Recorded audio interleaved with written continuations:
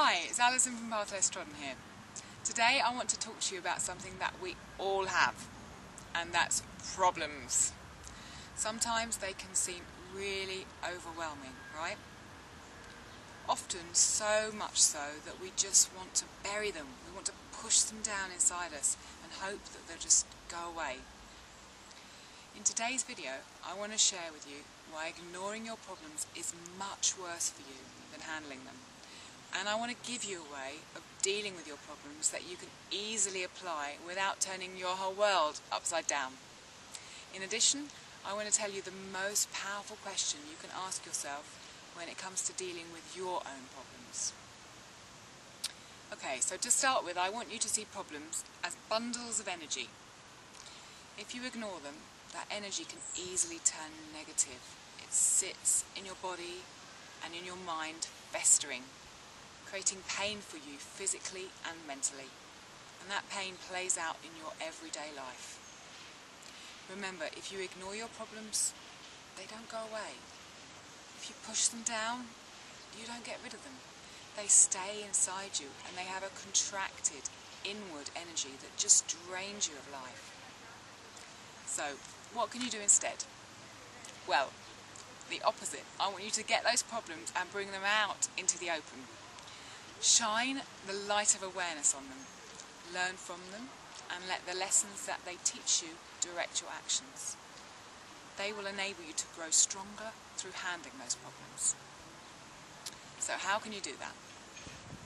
Okay, well, you're going to need something to write with to start with.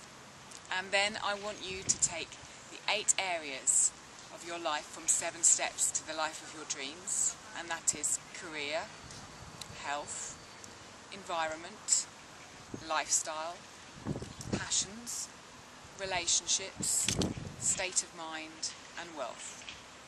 And I want you to write down what the biggest problems for each of those areas are for you and how they show up in your life. And then I want you to think about the impact that each of those problems has on your life. And don't be scared to feel any emotion that comes up around them. Sit with that emotion. Be honest. You owe it to yourself, and through doing that you're understanding your issues and yourself more, and you're doing what you need to change. Remember to be gentle on yourself. Once you've done that, I want you to take each problem and think about the flip side. Think about what you'd like instead of that problem, and write that down too. So, now you've looked at your problems clearly, right in the face, I want you to do something really powerful that will cut right at the heart of them. It's like bursting their bubbles so they lose their power. For each problem, I want you to think about where you would like to be instead. And then I want you to ask yourself the most important question there is when it comes to handling problems.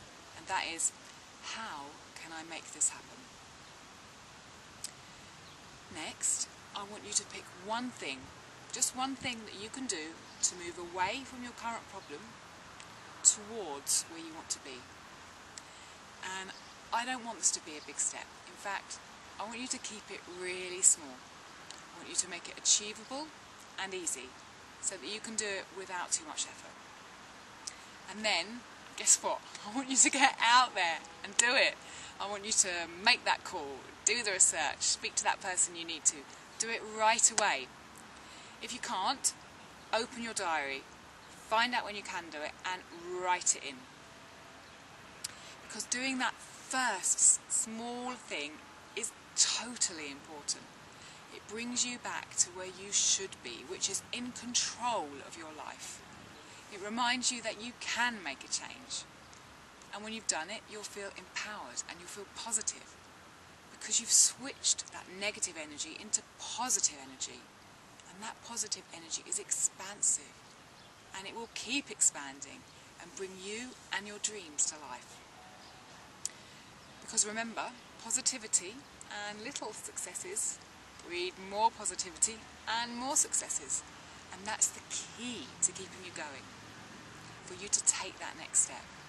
Because soon you'll get momentum, and before you know it, you'll be halfway down the path that leads to exactly where you want to be.